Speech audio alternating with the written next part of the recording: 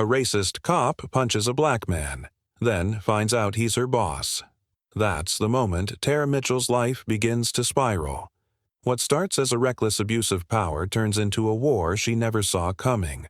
Chief Malcolm Evans doesn't just want her fired, he wants her erased. Framed, hunted, and betrayed at every turn, Tara has one chance to fight back. But when the truth finally comes out, she's left with one chilling question. Did she win, or did Malcolm let her think she did?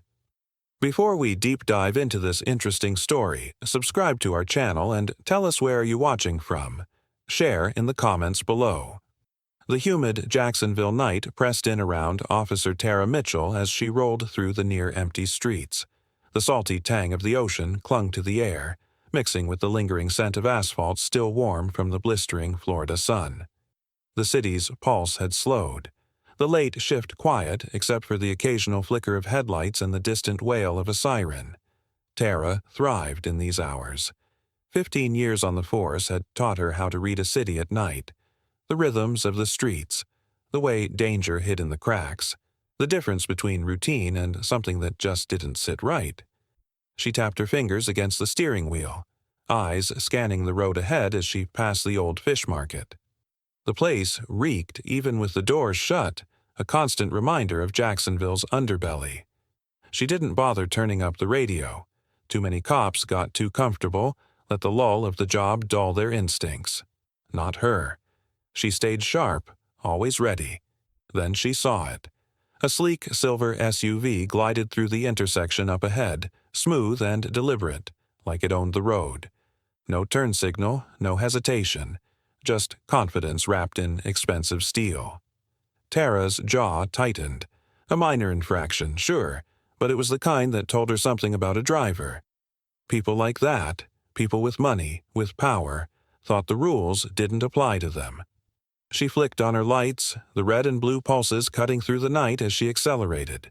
The SUV slowed, then coasted toward the curb, coming to a stop near a boarded-up diner. Its engine purred softly. She exhaled, adjusting her grip on the wheel before stepping out. The humid air wrapped around her like a second skin as she approached the driver's side, her boots firm against the pavement. The window rolled down smoothly, revealing a man in his early 40s, black, well-groomed, his suit crisp like it had just been pressed. He didn't look startled, didn't fumble for paperwork. He just sat there, one hand resting on the steering wheel, his eyes sharp and unreadable. "License and registration," Tara said, keeping her tone firm, impersonal. The man didn't move right away. Instead, he tilted his head slightly, studying her like she was the one being evaluated. "May I ask why I was pulled over, officer?" His voice was smooth, deliberate. Not arrogant, but not intimidated either. "You failed to signal your turn," she said, watching for a reaction. A pause. A flicker of something in his expression. Mild disbelief, maybe? But then he nodded, exhaling slowly before reaching toward the glove compartment with measured ease. No sudden moves. Nothing threatening. He knew how this worked. She took his license the moment he handed it over, barely glancing at the name, Malcolm Evans, before flipping the ID in her hand. He still hadn't looked away, his gaze steady, composed in a way that set her nerves on edge. "You live around here?" she asked, his lips pressed into a faint, almost knowing smile. "I don't see how that's relevant." Something about the answer, about his entire demeanor, struck a nerve. He wasn't playing the game right. No scrambling, no over-explaining, no nervous compliance. Just calm, like he had nothing to prove. Tara shifted her stance, straightening her shoulders. "Step out of the vehicle." For the first time, his expression shifted, a subtle tension in his jaw. "Why?" His voice remained even, but there was a weight to it now. "Because I said so," she shot back, her tone tightening. A beat of silence stretched between them, thick and charged. Then, with a slow, measured breath, he unbuckled his seatbelt and pushed the door open. He stood taller than she expected, his presence somehow taking up more space than his frame allowed. He didn't argue, didn't resist. He simply moved to the back of his vehicle and placed his hands against the trunk. Her pulse kicked up a notch. She wasn't sure why. She stepped forward, placing a hand on his shoulder to guide him lower. And then, before she even thought about it, her fist swung. A dull crack filled the air as her knuckles connected with his jaw, the impact sending a jolt up her arm. He staggered just slightly but caught himself before he could stumble. Blood welled on his lower lip, the dark red stark against his skin. Tara took a half step back, heart hammering in her chest. The silence was deafening. And then he turned his head, slowly, deliberately, meeting her gaze with something that wasn't fear, wasn't anger, just a quiet, chilling certainty. "You'll regret that, officer," he said, his voice steady, almost emotionless. The words sent an uneasy shiver through her spine. She clenched her jaw, forcing her voice to stay firm. "Get back in your car." He wiped the blood from his lip with the back of his hand, staining the pristine cuff of his suit. And then, without another word, he stepped back into the driver's seat, closing the door with a controlled finality. Tara tossed his license onto the dashboard. "Drive safe," she muttered before turning on her heel. She didn't watch him pull away. She didn't need to. Her pulse still pounded as she slid back into her cruiser, the AC blasting against her flushed skin. She flexed her fingers against the wheel, trying to shake the lingering sensation of his gaze. The radio crackled to life, breaking the silence. "Mitchell, report to the chief's office, now." Her stomach dropped. The taste of adrenaline soured in her mouth. She reached for the radio, fingers suddenly clammy against the plastic. "Copy that," she said, forcing her voice steady. She shifted the cruiser into gear, her knuckles white against the wheel. She didn't know why, but the words still echoed in her mind. "You'll regret that, officer."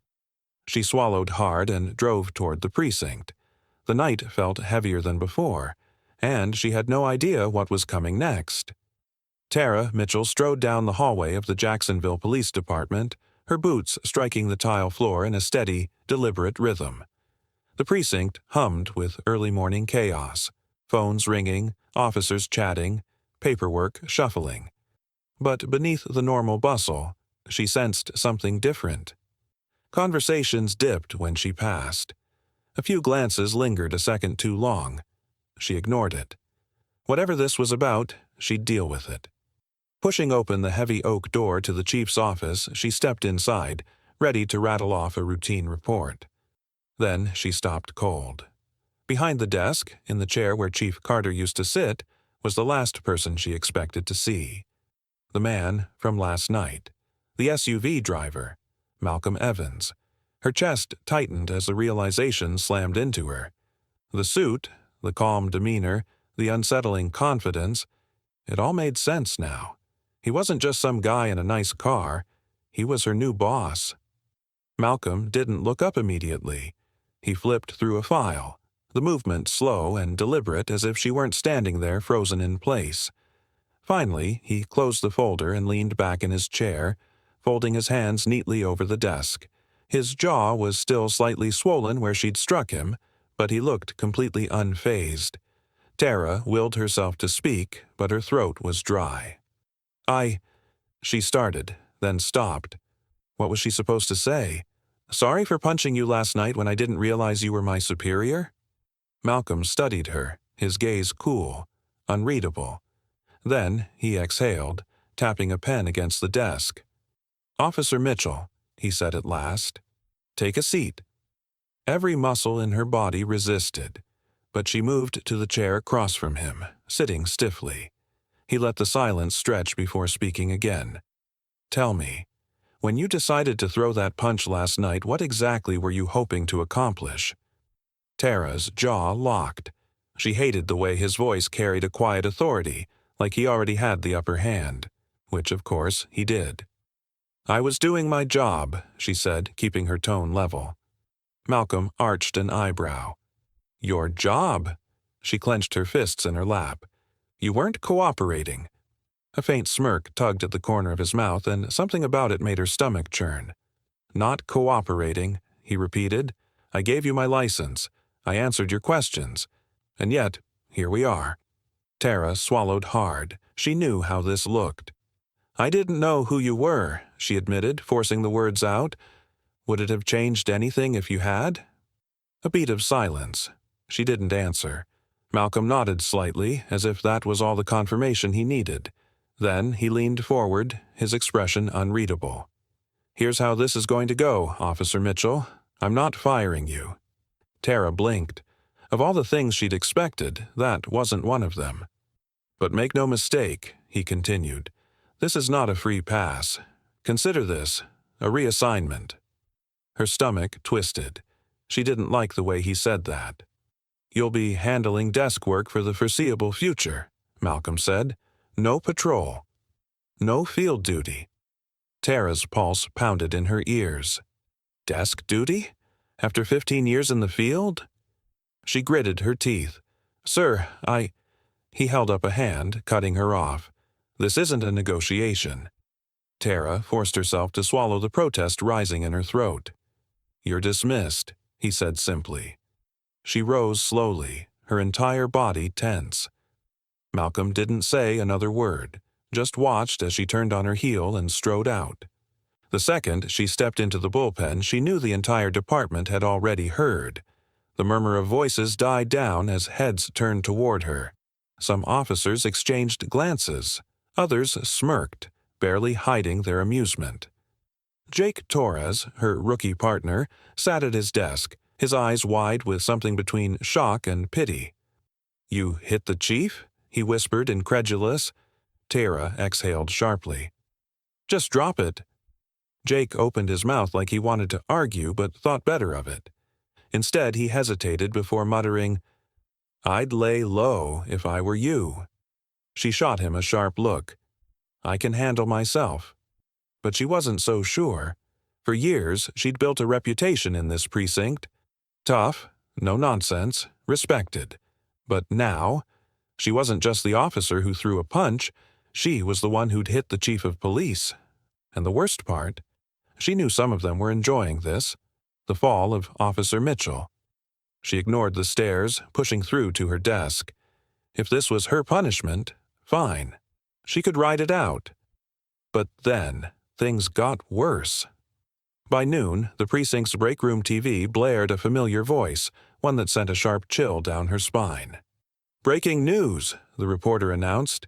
"Dashcam footage has surfaced showing Jacksonville officer Tara Mitchell striking a civilian during a routine traffic stop." The video played on the screen, a grainy black-and-white clip of her standing over Malcolm Evans, then her fist connecting with his face.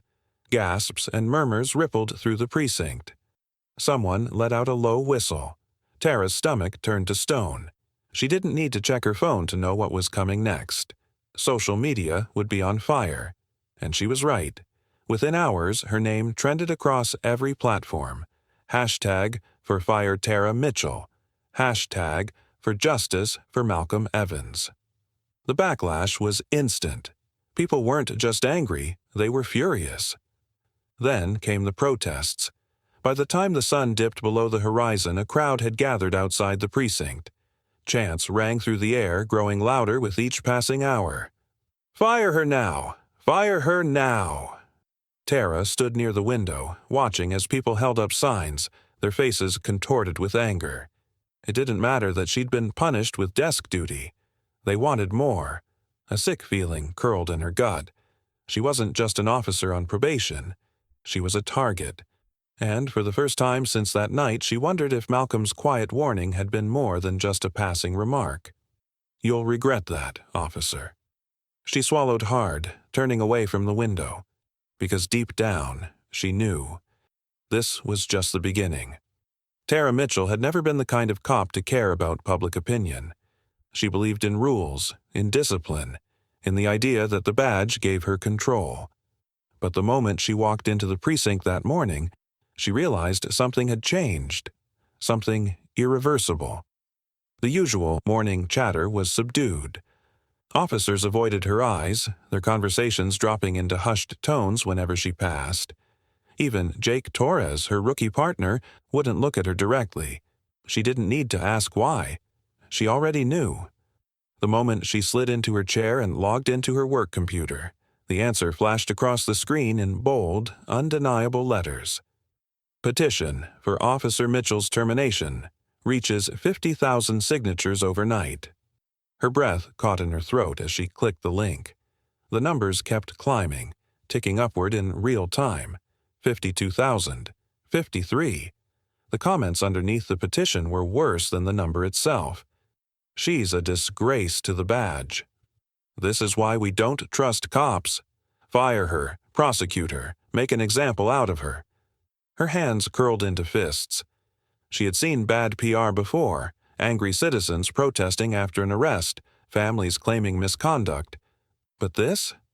This was a tidal wave, and she was caught right in the middle of it. Before she could close the tab, Jake finally spoke.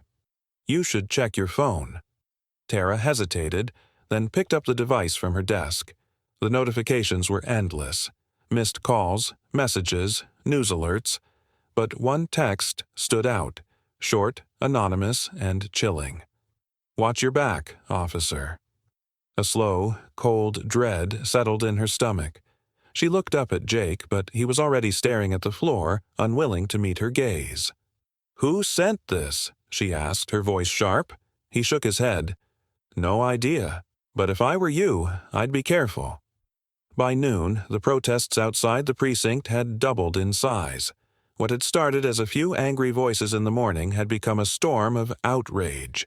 Dozens of people stood outside, chanting in unison, their fists raised in the air. Their signs flashed like warnings in the humid Jacksonville sun. Justice for Malcolm. No more racist cops. Fire Tara Mitchell.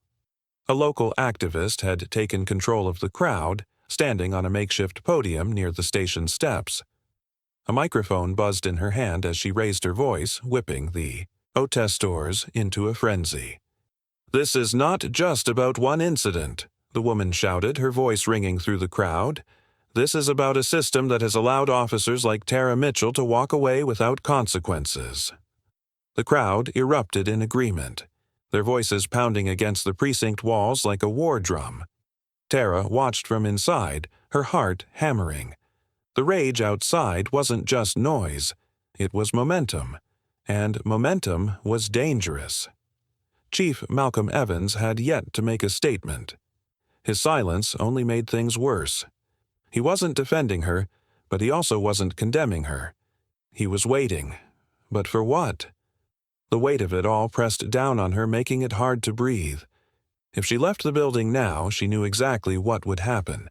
The moment she stepped outside, they would turn on her like wolves. And the worst part, she wasn't sure she could blame them. That night, Tara parked outside her apartment but didn't get out of the car. Her fingers tightened around the steering wheel as she stared out at the empty street. A part of her had expected to see something. Graffiti on her door, slashed tires, a brick through her window. But the silence was worse. She reached for her phone, scrolling through the dozens of unread messages. Most were threats. Some were news updates. One stood out. No caller ID. Just another text. "You think this is bad? It's only getting started." She felt a sharp chill creep down her spine. Her instincts told her to dismiss it. Cowards sent threats from the shadows. People with real power, real intent, didn't need to announce their next move. And yet, she couldn't shake the feeling that this was different, because whoever had sent this message wasn't just angry, they were watching. She shoved the phone into her pocket and exhaled slowly. Tomorrow, she would walk back into the precinct, hold her head high, and act like none of this was getting to her. Because if she cracked now, they would tear her apart. Tara Mitchell had always believed that if you stood your ground long enough, the storm would pass. But as she stepped into the precinct the morning after the protests had reached their peak, she knew this storm wasn't going anywhere. The whispers started the moment she walked in. Officers huddled at their desks, their conversations cutting off as soon as they saw her. Some wouldn't even look in her direction. Others? They didn't bother hiding their disdain. She kept her head high, ignoring them as she made her way to her locker. Her fingers hesitated on the handle, an uneasy feeling settling in her gut. When she finally yanked it open, the air left her lungs. "Racist pig." The words were scrawled in thick, dripping red paint, slashed across the metal door like an open wound.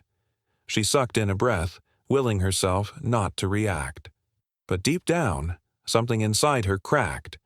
She had faced angry civilians before, dealt with public scrutiny, but this was inside the precinct.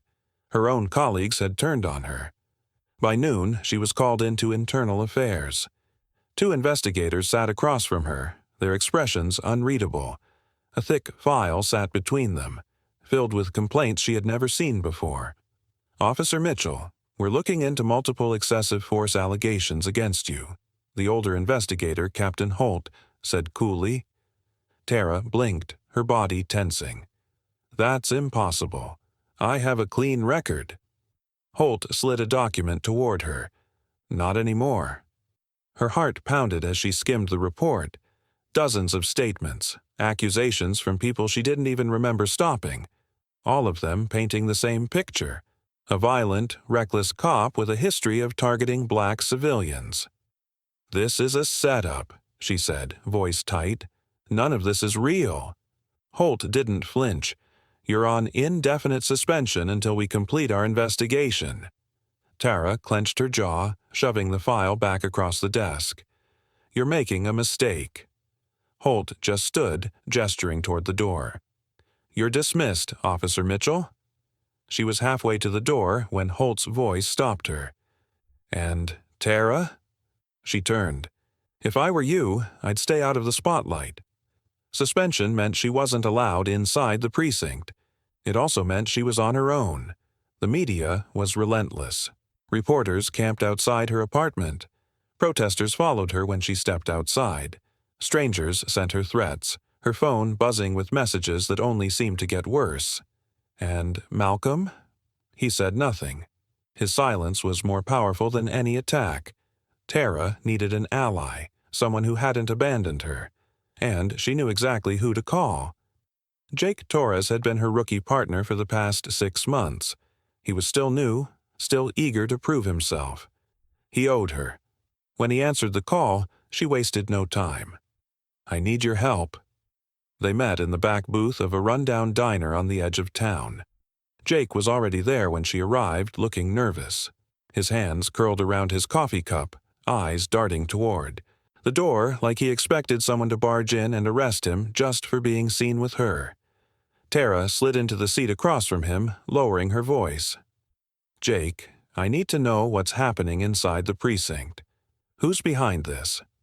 He hesitated, glancing down at his coffee. "Tara, things are bad. Real bad." "Tell me something I don't know." He exhaled sharply, rubbing his hands over his face. "There's talk that Malcolm's pulling strings, that he's the one feeding IA all those complaints." Tara's grip tightened around her fork. "Of course he is." "But here's the thing," Jake continued. "No one's questioning it. The higher-ups? They're letting it happen. It's like they want you gone." A cold wave of realization settled over her. This wasn't just Malcolm. This was bigger. "I need proof," she said. "Something that ties Malcolm to this." Jake hesitated, then nodded slowly. "I might be able to get something. But you have to be careful, Tara. The precinct isn't safe for you anymore." A week passed. Jake called her one night, voice rushed. "Meet me in the parking garage by the courthouse. I have something you need to hear." Tara didn't waste time. She drove straight there, parking beside his car. He was already out, pacing, his phone clutched in his hand. He didn't say anything, just handed her his phone and pressed play. The recording was grainy but clear. Her own voice came through the speaker. "They think they own this city. They think they can walk all over us. Maybe it's time they learned their place." Tara's blood ran cold. She barely recognized her own voice, but she knew exactly when it had been recorded. After her confrontation with Malcolm, the night she had ranted in frustration, venting to Jake about the protests, about the backlash. And he had recorded it. She looked up at him, the realization hitting her like a freight train. "You set me up." Jake's face twisted in something like regret. I had to, Tara. Malcolm came to me, said if I didn't help him, I'd be next. She took a step back, heart pounding. And you just handed this over to him? Tara, you don't get it. They were going to bury me, too. Her hands curled into fists. So you threw me under the bus instead? Jake swallowed hard but didn't answer. She didn't need him to. Her career was over. The audio leaked the next morning. Every news station played it on repeat. The headline was the same across every channel. Leaked audio confirms Officer Mitchell's bias. The footage played over and over, her words twisted into a confession she had never meant to make. The petition to fire her hit 100,000 signatures in a day. The protesters outside her building doubled. People weren't just calling for her badge anymore. They were calling for her arrest. Malcolm still hadn't said a word. He didn't need to. He had already won. Tara Mitchell sat behind the wheel of her rusting sedan, parked outside a convenience store just past midnight. Jacksonville's humid night pressed against the windows, a thick, suffocating heat. She had no job, no badge, and no place in the world anymore. Suspended indefinitely, her name dragged through the mud, she had spent the last few days dodging reporters, protesters, and strangers who hurled insults when they recognized her face. She gripped the steering wheel tightly, staring at the flickering neon sign across the lot. She needed air, needed a distraction from the spiral her life had become. With a slow breath, she reached for the door handle. Then, 3 gunshots shattered the night. The sound echoed through the empty streets, sharp and final. A split second later, voices erupted. Shouts, the sound of feet pounding against pavement. Tara twisted in her seat, scanning the dimly lit street. A figure lay sprawled on the ground, motionless. A boy, maybe 16. Blood pooled beneath him, dark against the cracked pavement. His skateboard had rolled a few feet away, wheels still spinning. Tara's heart slammed against her ribs. She threw open the car door and stepped out, pulse hammering. People were gathering now, murmuring, frantic. A woman screamed. Sirens wailed in the distance. And then someone pointed at her. "It's her! That's the cop who did it!" Tara's breath hitched. "What?" A man shoved past her, his face twisted in fury. "I saw it. I saw her shoot him." Tara shook her head, confusion morphing into horror. "No, I didn't." Blue and red lights flashed, blinding against the darkness. A police cruiser skidded to a stop. 2 officers jumped out, guns drawn. "Hands up!" one barked.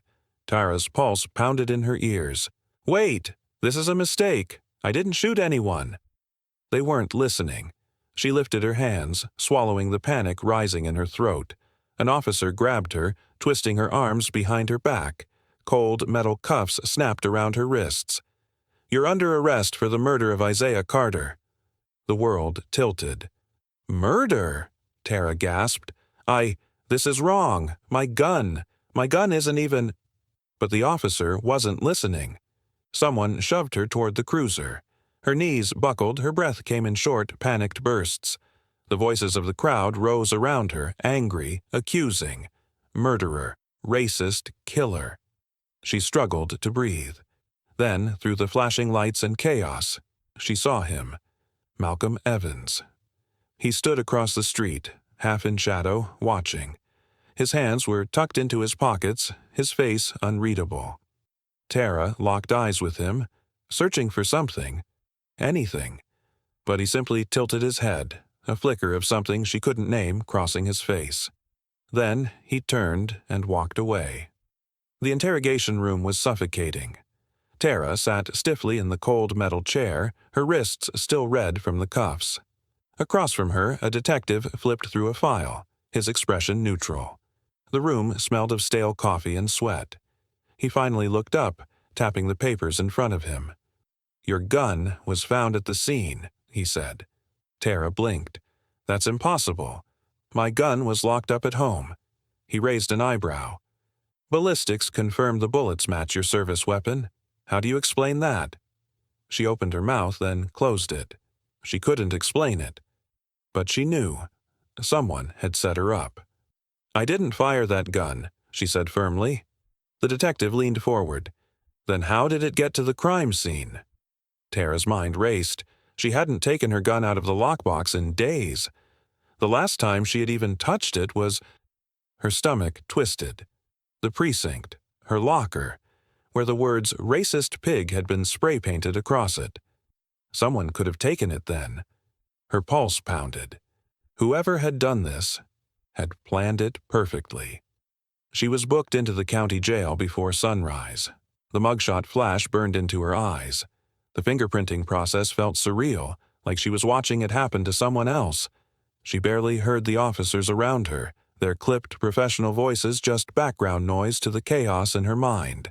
A murder charge, not just suspension, not just public hatred.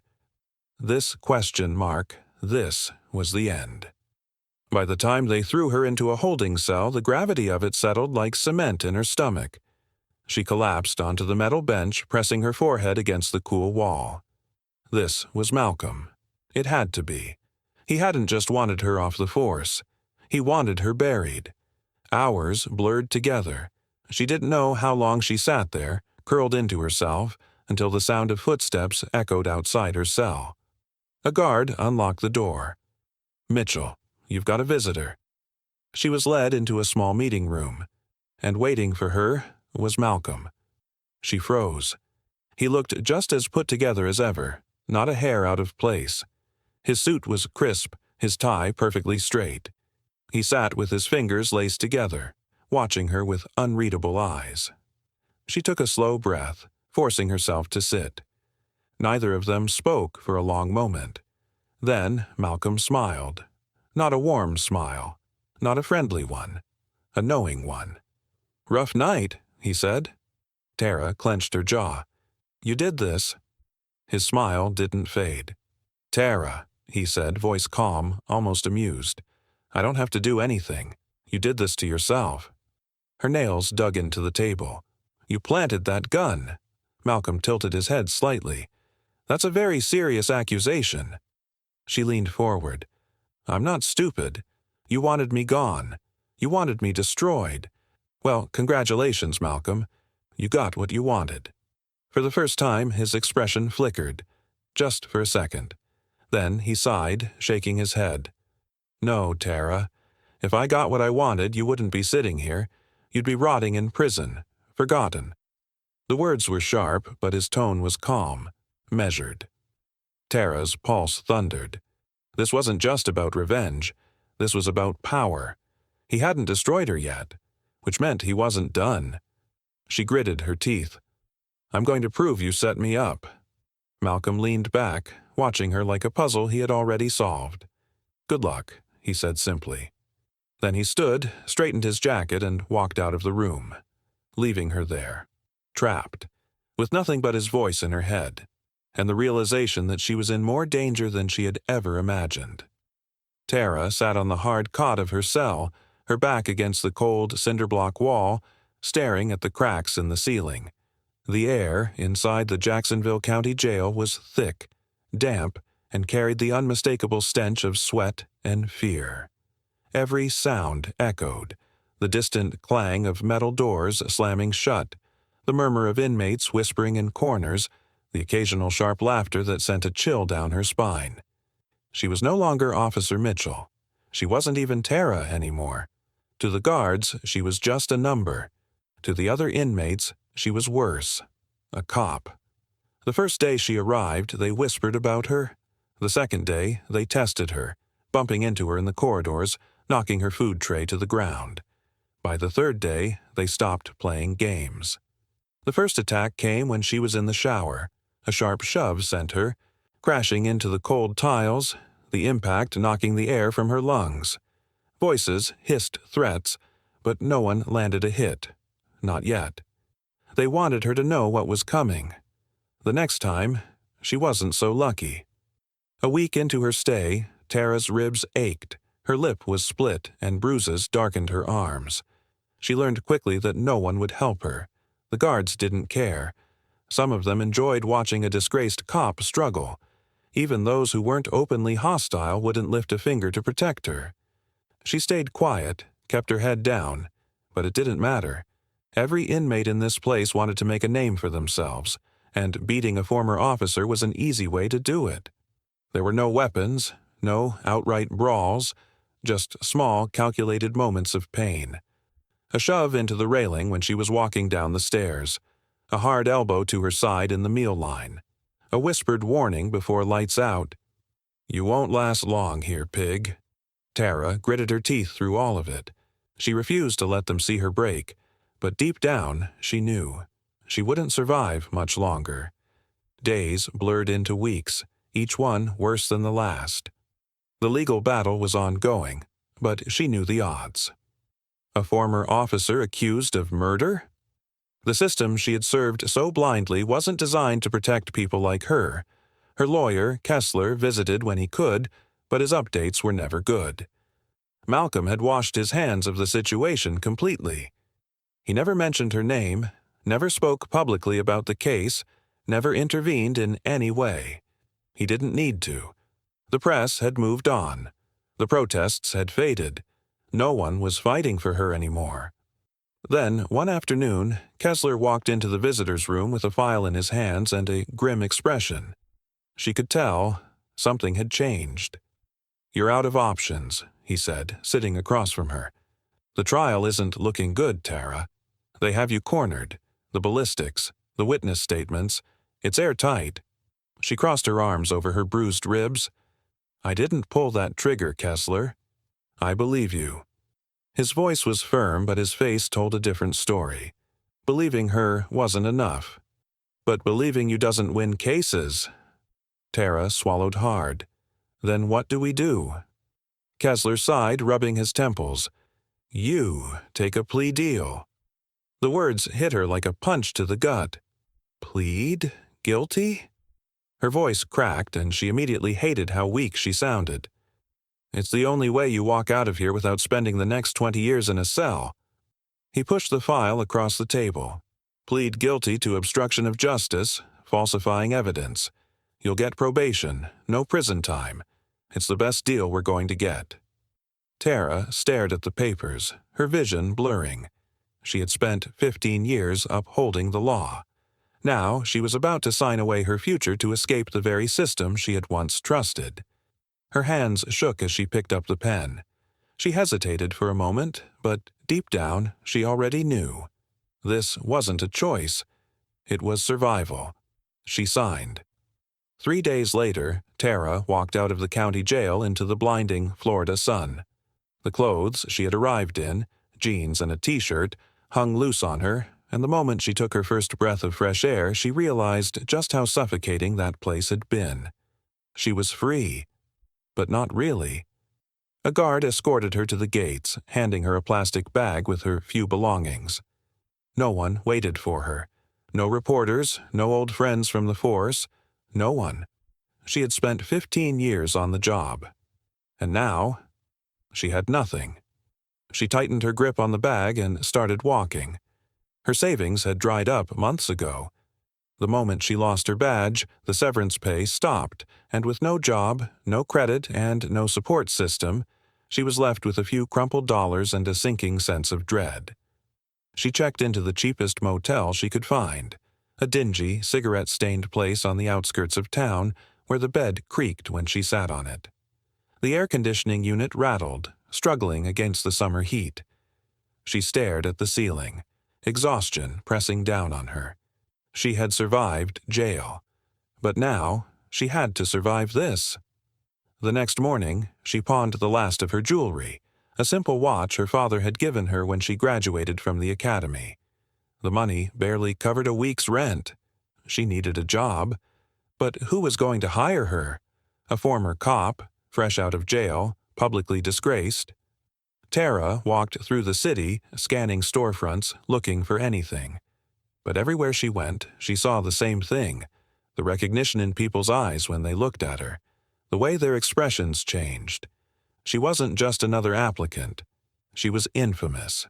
Even the places that didn't recognize her quickly shut her down the moment they ran a background check. It took her 3 weeks to find work. A security job. Not at some high-end corporate building or even a decent shopping center. A warehouse. The pay was miserable.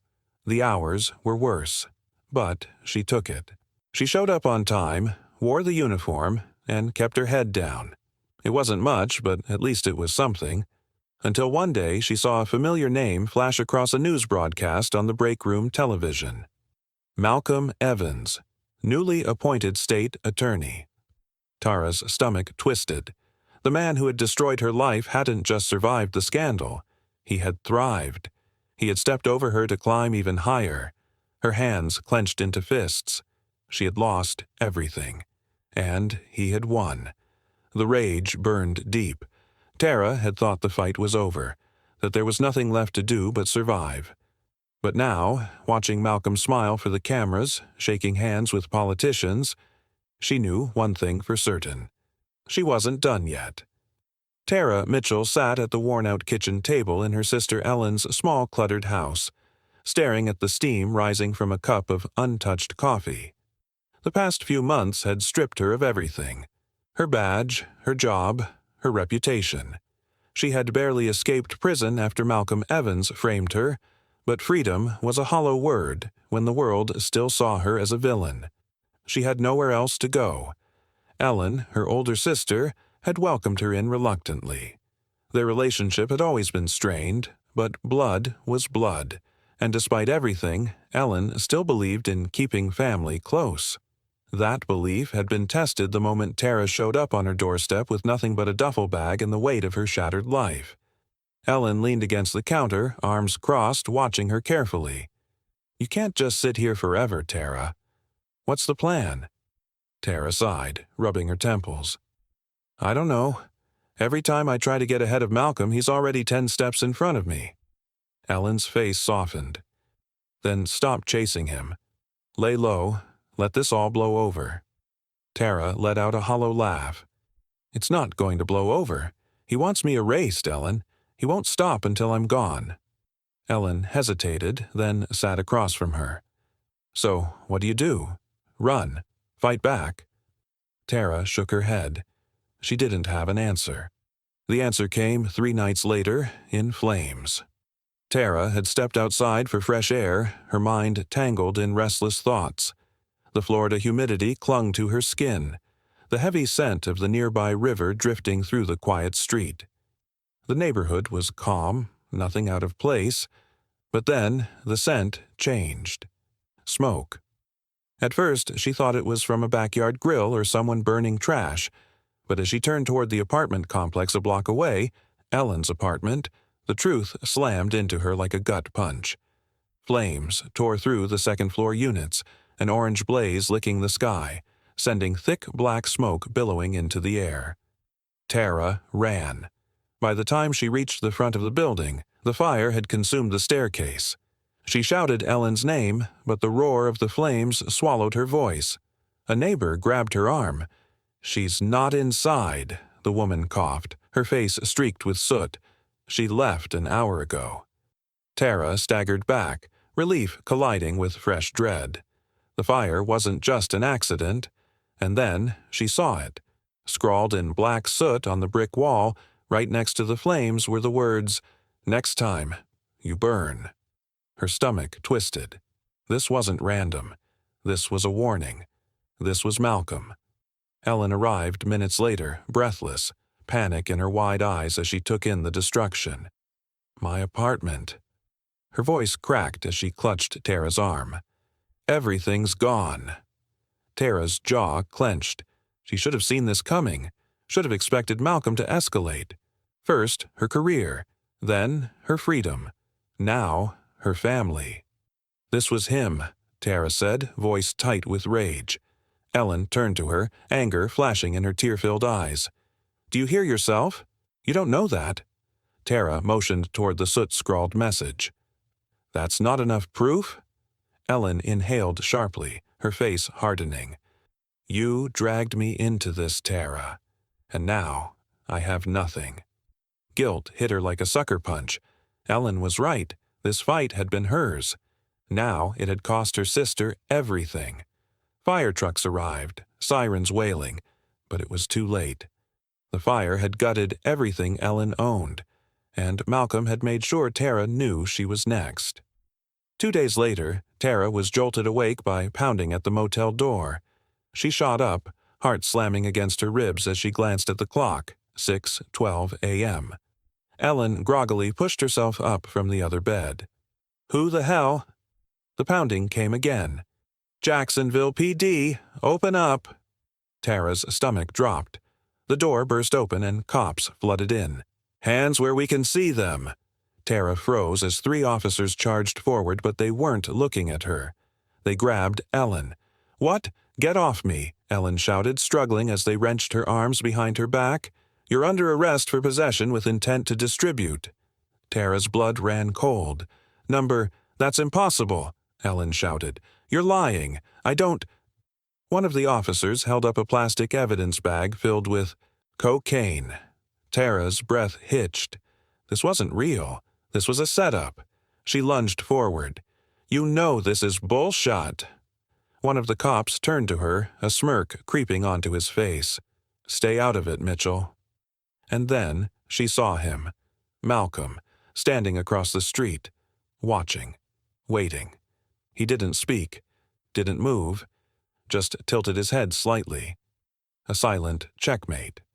Tara's body went rigid as she watched the cops shove Ellen into the back of a squad car. She turned back toward Malcolm, fists clenched at her sides. "You're going to regret this," she growled under her breath. His lips barely moved as he murmured, "I don't regret anything." Then he got into his car and drove away. Hours later, Tara sat in the waiting area of the police station, knees bouncing, stomach twisting into knots. She needed to fix this. But how? Ellen was being processed.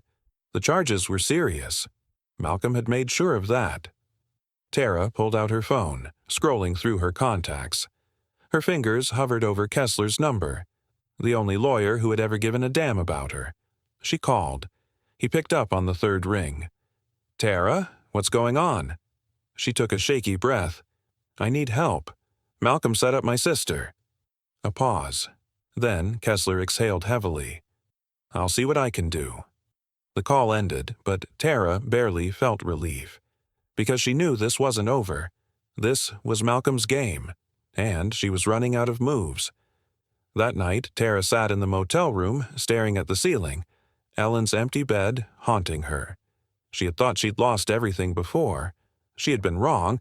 Malcolm was still coming for her, and this time he wasn't stopping. Her phone vibrated. A text from an unknown number. "She's just the beginning." Tara swallowed hard, rage and fear swirling in her gut. Malcolm had drawn a line in the sand, and if she didn't act soon, there wouldn't be anything left of her life to save. Tara sat alone in the dimly lit motel room, the glow of her laptop screen illuminating the exhaustion etched into her face. Her fingers hovered over the keyboard, mind racing through the last 48 hours. Ellen was behind bars, her apartment was gone, and Malcolm was winning at every turn. He had taken her career, her home, and now her family. She was running out of options. For weeks, she had been reacting, always a step behind, always scrambling to fix the damage. But Malcolm wasn't just trying to ruin her. He wanted to erase her, and if she didn't strike back now, she might not get another chance. She exhaled slowly, flexing her sore fingers, and clicked open a new search tab. It was time to go after Malcolm Evans directly. Tara had spent years in law enforcement. She knew that no one in power was completely clean. The higher you climbed, the more skeletons you had to bury. And Malcolm? He had climbed fast. She scoured old articles, buried case files, and half-forgotten internal affairs reports. Most of it was standard. A flawless public record, a decorated officer-turned-chief, a man admired by city officials. But then she dug deeper. A 2009 bribery allegation linked to a Jacksonville drug ring. The case had disappeared quietly, but something about it didn't sit right. She leaned forward, clicking through archived reports, her breath catching as she saw the name Jorge Toro Vega, a notorious drug trafficker who had mysteriously walked free despite airtight charges. The case file had Malcolm listed as a key investigator. Her gut told her it was more than a coincidence. Tara cross-checked old police logs. In 2009, Malcolm had been a deputy in Jacksonville's narcotics division. The same year Toro's case was dropped, Malcolm had suddenly been promoted to a high-profile administrative role. Bribery, a backdoor deal, a payoff for his silence. The pieces fit. She clicked through more files, chasing every thread, until she found something even bigger, a confidential informant report from 2010. Someone inside the department had tried to expose Malcolm back then, claiming he was shielding drug runners in exchange for money and influence. But the complaint had been dismissed, buried under a pile of bureaucracy. Tara sat back, pulse racing. This wasn't just suspicion anymore. This was proof. She couldn't take this to the police. Not when Malcolm still had friends in high places. Not when she was the one branded as the villain. But the press, that was different. She needed a reporter who wasn't tied to the system, someone who cared more about the story than the politics. Tara scrolled through names, finally landing on Luis Ortega. He was a local investigative journalist, known for exposing corruption in the city. He had no loyalty to the police department, no ties to Malcolm. If anyone would run with this, it was him. She hesitated, her fingers trembling slightly over the keyboard. Once she sent this, there was no turning back.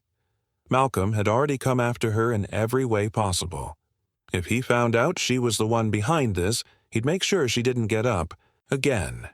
But then she thought of Ellen, sitting in a jail cell, framed for something she hadn't done. Tara clenched her jaw and clicked send. Luis Ortega responded within the hour.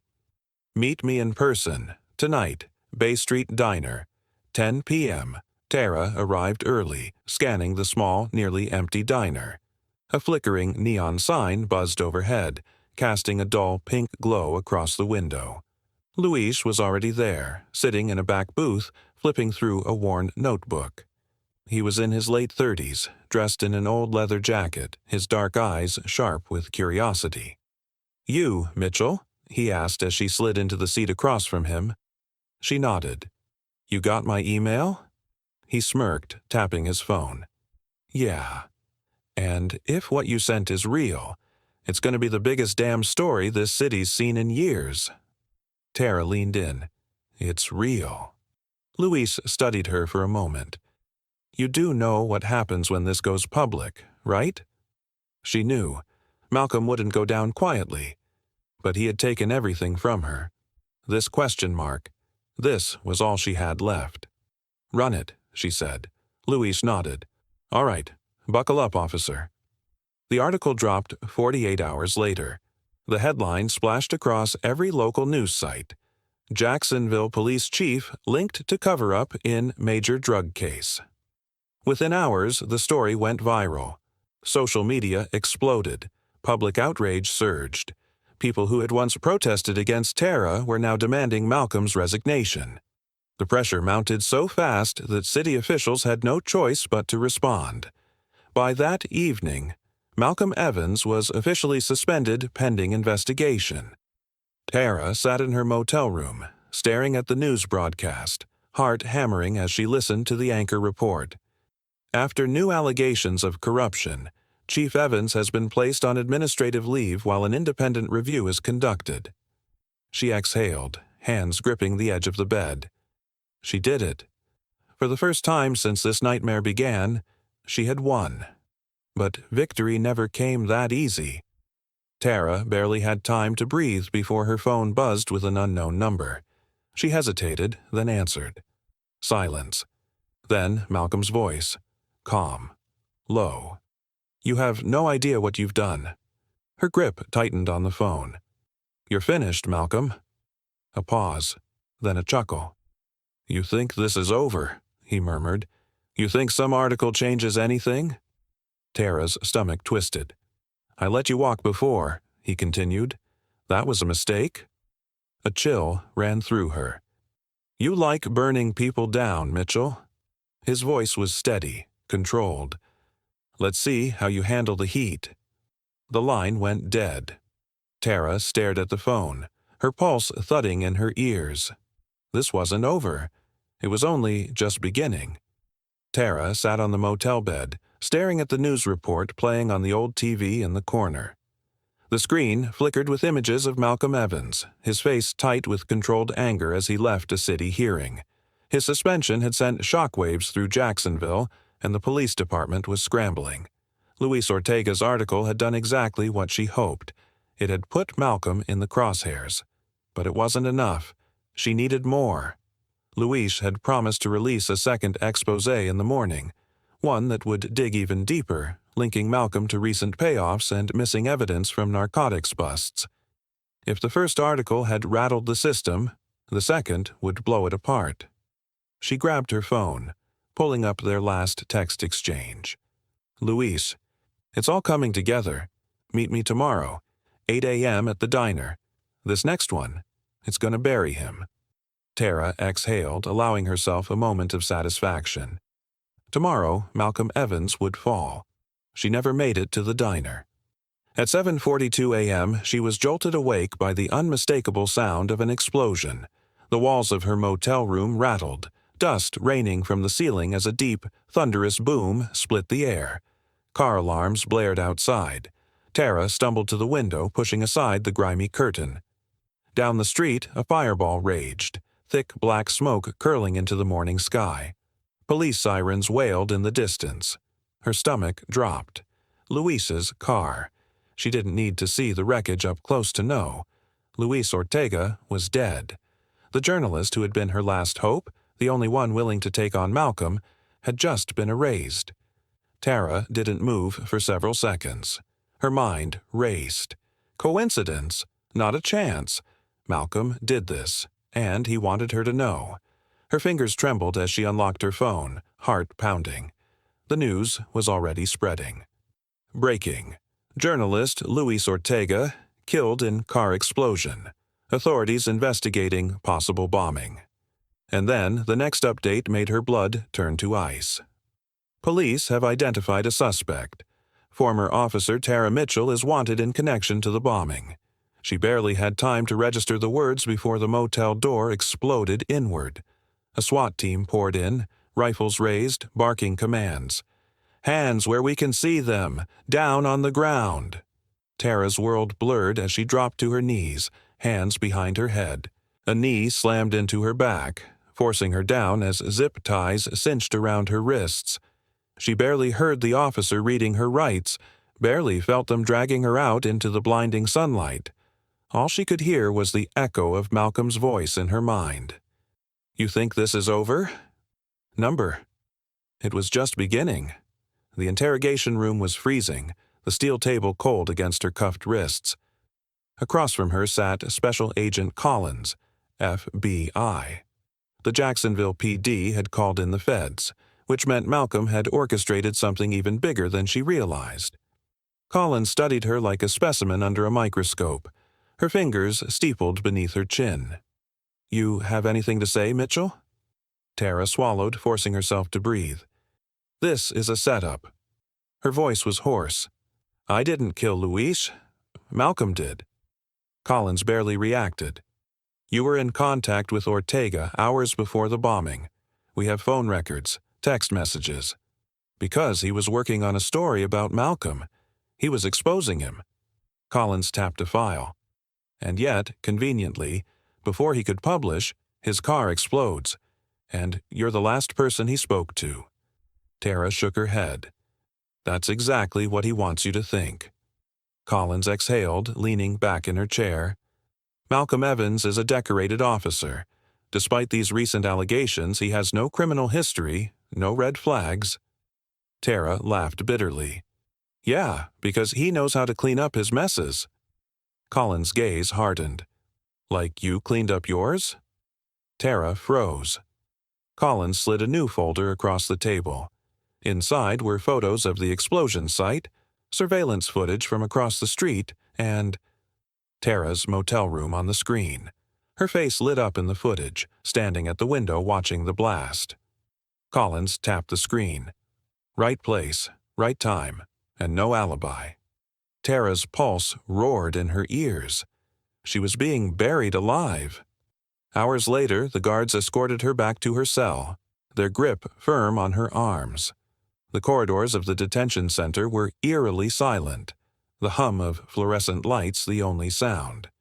When they reached the end of the hallway, the guard opened a heavy metal door and ushered her inside. She barely had time to process the dimly lit space before she heard footsteps. Slow, deliberate. And then a voice she knew too well. "You never did know when to stop, did you?" Tara whipped around, her breath catching as Malcolm Evans stepped forward, hands in his pockets, his usual composed expression in place. The guard behind her stepped out and shut the door, leaving them alone. For a long moment, neither of them spoke. Then Malcolm smiled, a small, knowing smile. "You're not the first to try."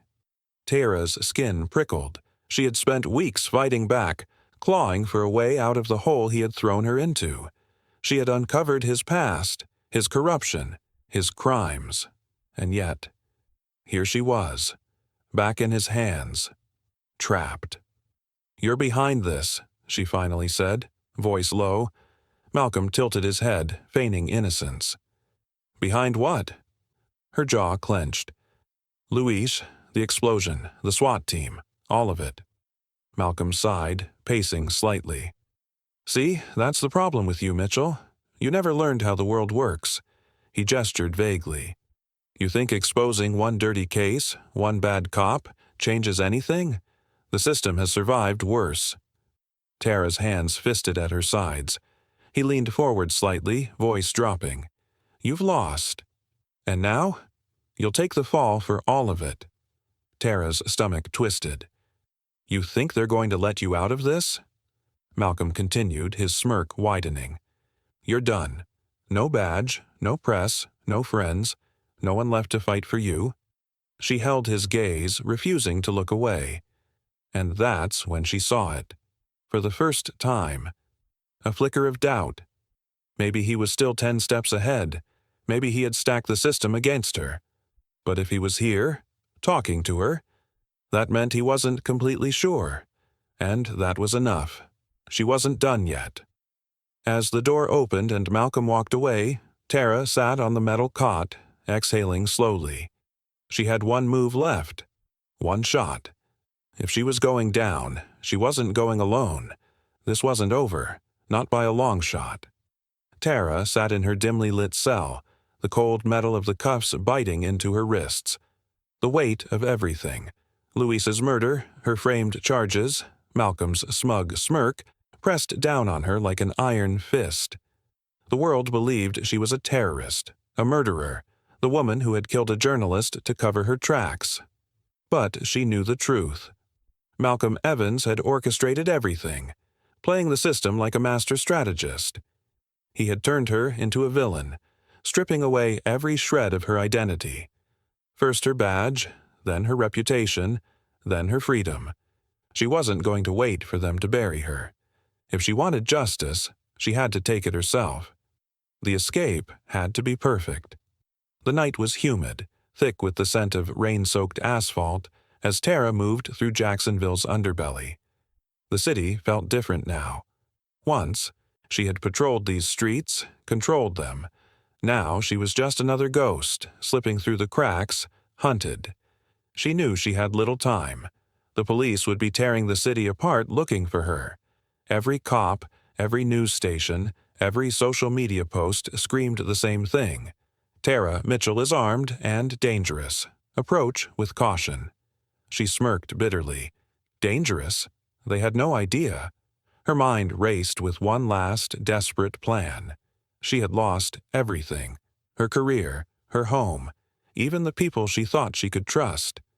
But Malcolm, he still had something to lose. His son.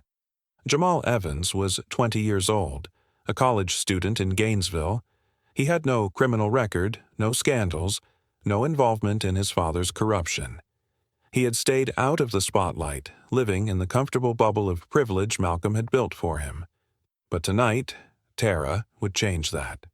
She waited outside his dorm, blending into the shadows, watching as he walked toward his car. A normal night for him. He had no idea what was coming. When he unlocked the door, she moved fast. Gloved hands, a quiet but firm shove, and before he could react, he was in the back seat of the stolen sedan.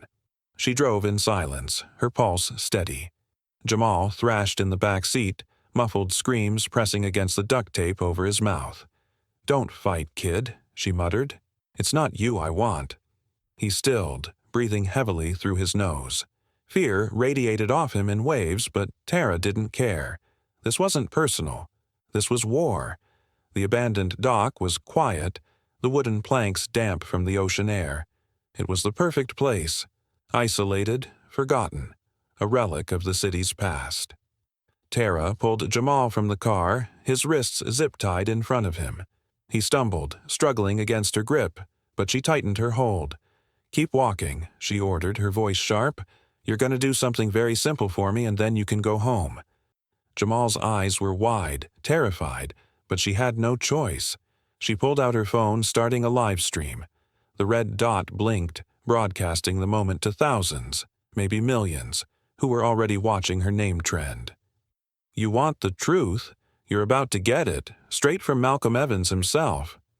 She turned the camera to Jamal. "Your dad's watching, kid. Say hi." His muffled scream was drowned out by the rush of comments flooding in, and then her real target arrived. Headlights sliced through the darkness, illuminating the dock. Malcolm stepped out of the SUV, his movements slow, controlled. He wasn't armed, not visibly at least, but Tara wasn't fooled. He would have backup. "You don't want to do this, Mitchell." His voice was smooth, calculated, almost amused. "Oh, I really do," she shot back.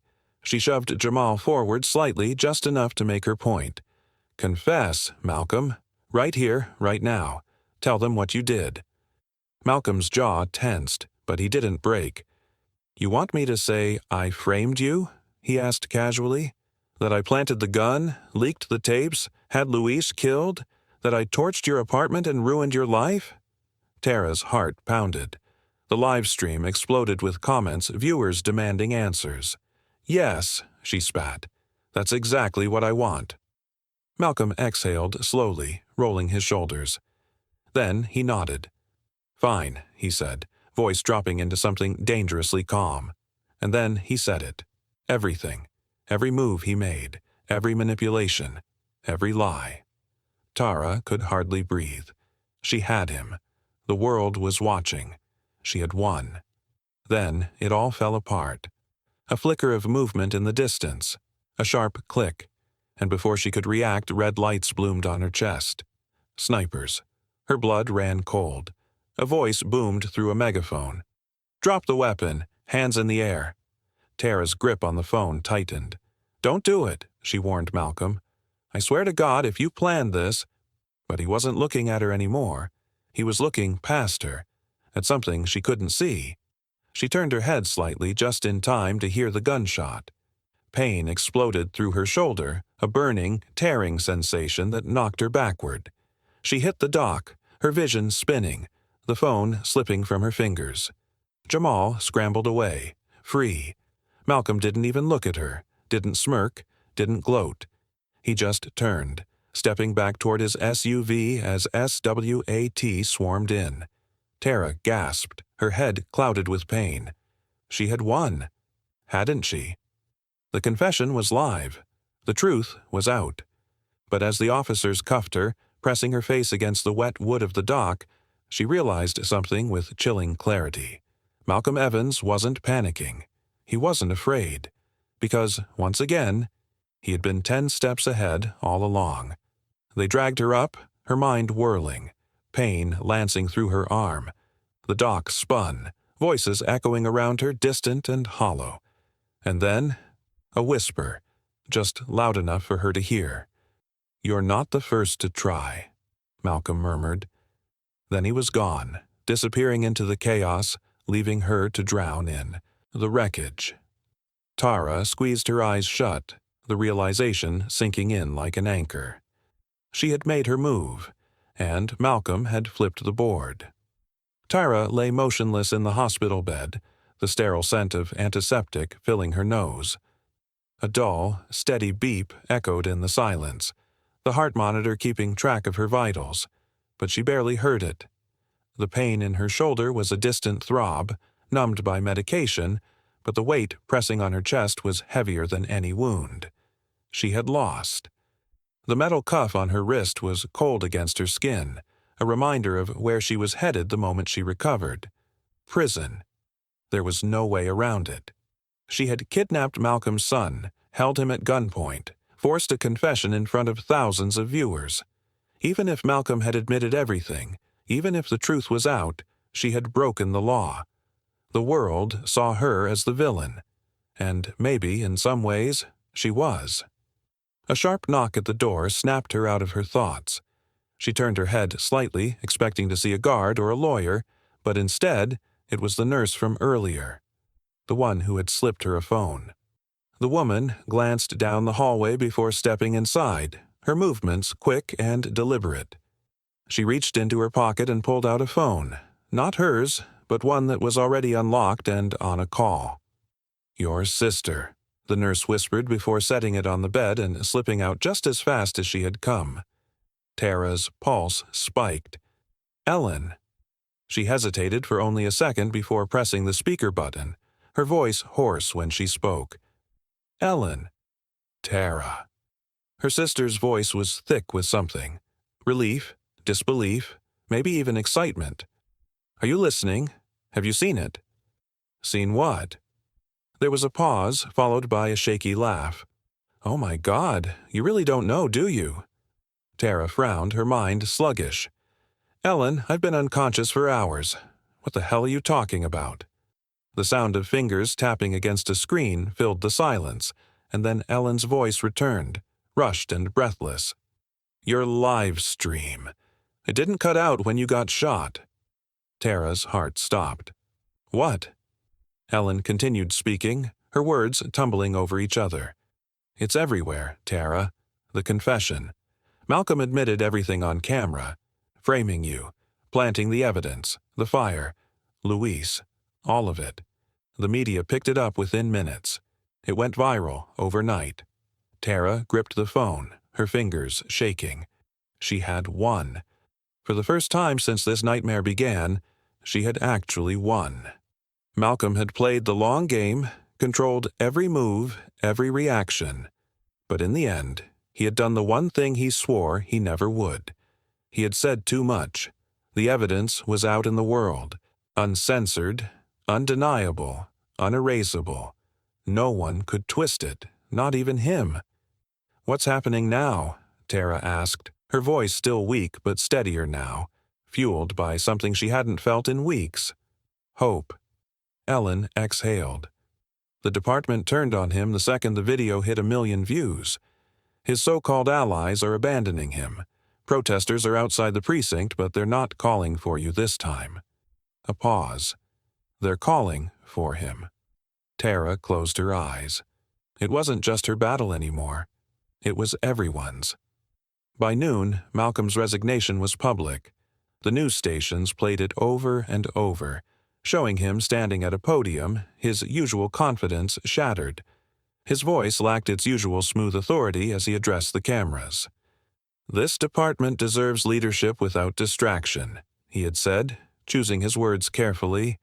"At this time, I believe it is in everyone's best interest that I step down." He didn't apologize. He didn't admit defeat. But everyone knew what this was. He had no choice. Tara's lawyer, Kessler, arrived at the hospital that evening, his face unreadable.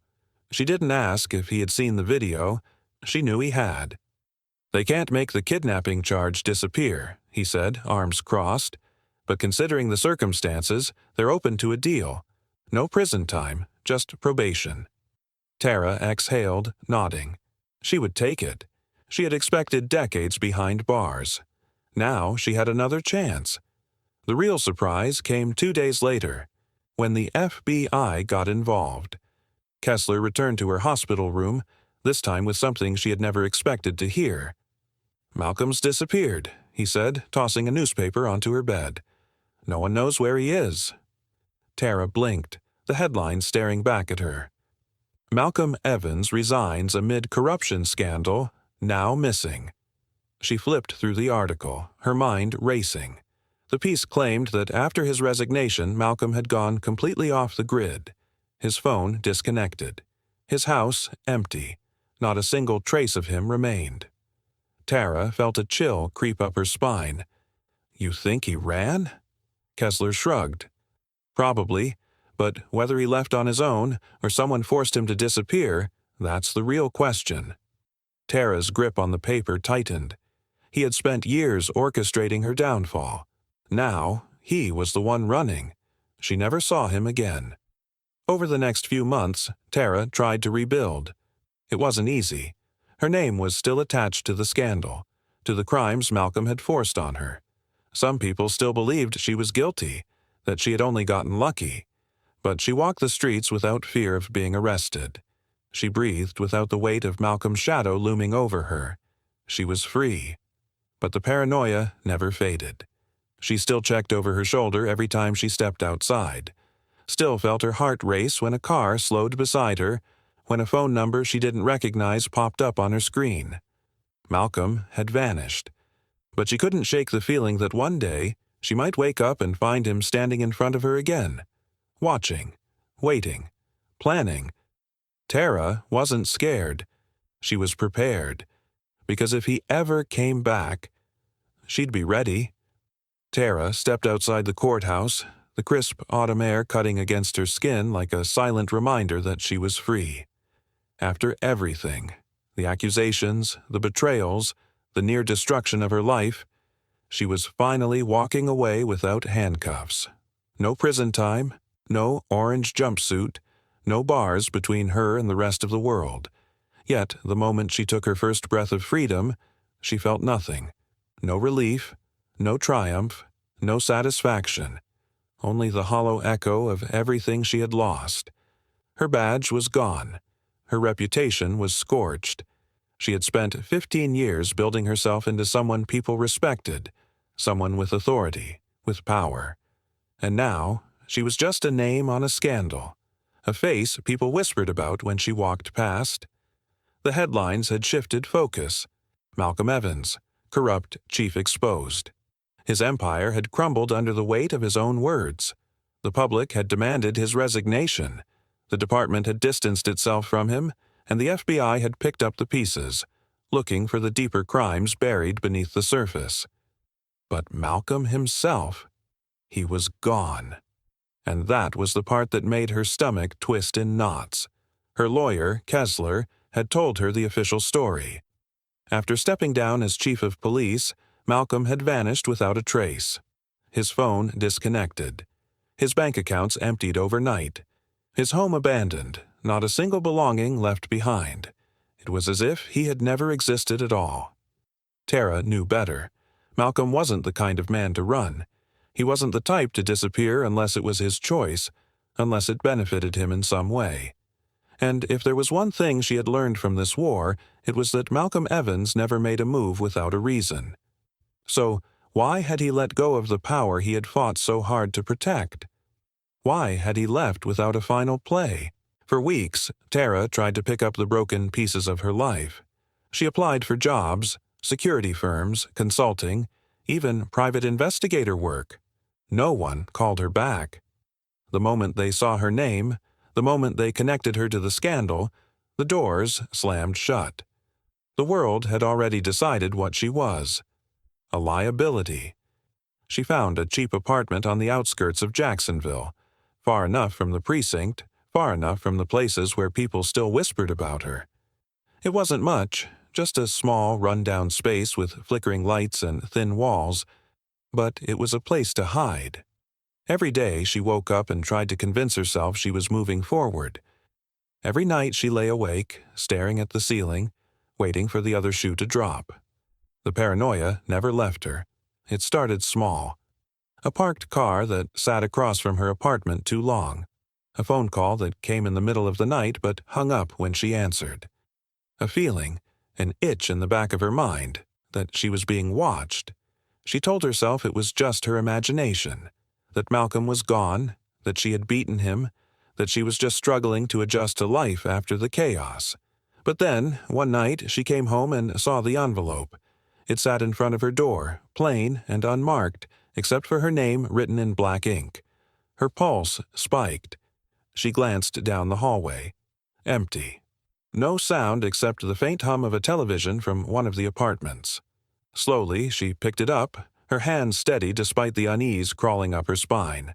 She stepped inside, locking the door behind her, then tore open the envelope. Inside, there was only one thing. A photograph. A recent photograph. Of her, walking down the street, looking over her shoulder. Beneath it, a single line was scrawled in familiar, slanted handwriting. "Did you think it would be that easy?" Her stomach dropped. She gripped the photograph, her knuckles white, her breath coming in shallow bursts. He was out there, watching. She had known, hadn't she? Deep down, she had known Malcolm wasn't the type to simply vanish. He was a strategist, a man who planned every move, who never made a mistake unless it served a larger purpose. She had thought she had won. She had thought he had been defeated. But now, staring at the evidence in her hands, she wasn't sure of anything anymore.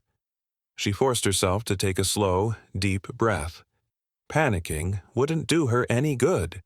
If Malcolm was watching, if he wanted her to know that he was still pulling the strings, then it meant he was still playing the game. The question was, what was his next move? And, more importantly, was she ready for it? Weeks passed, but the tension never faded. Tara took precautions. New locks, a second phone, different routes home each night. She never stayed in one place too long, never let herself become predictable. But Malcolm never made another move. No more envelopes, no more messages, just silence. And in some ways, that was worse. She knew he was out there. She knew he was waiting. But for what? He had already destroyed her career, her reputation. What more could he take? Or maybe he was done. Maybe he had gotten what he wanted. Maybe this was his final punishment, leaving her to live in fear, knowing that at any moment he could strike again. She wasn't sure which was worse. One evening, Tara sat on her balcony, watching the city lights flicker in the distance. The streets below buzzed with life, people moving on, living their lives. For the first time in a long time, she realized she had a choice. She could keep looking over her shoulder forever, waiting for Malcolm to reappear, waiting for another attack, another frame-up. Or she could let go. She could stop giving him the power to control her, stop letting his ghost dictate her every move. Maybe he was still out there, watching, waiting. But maybe, just maybe, she didn't have to be afraid anymore. She took a slow sip of her drink, exhaled, and let the night swallow her fears. The war was over, but she would never stop being ready.